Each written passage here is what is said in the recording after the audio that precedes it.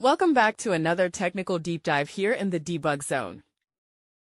Today, we're tackling a big question and breaking it down with insights from other users. Hopefully, this clears up some misconceptions and helps you get the answer you need. So buckle up, stay a little curious, and let's jump right in.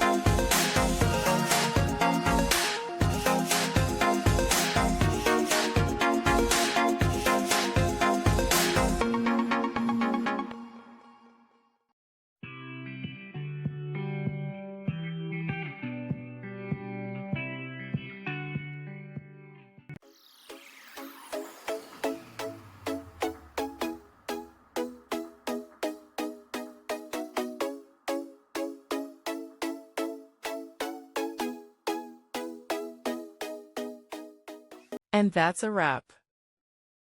I hope you found the answer you were looking for. If you did, take a second to hit that subscribe button. It really helps out. And let me know in the comments which solution worked best for you. See you next time in the debug zone.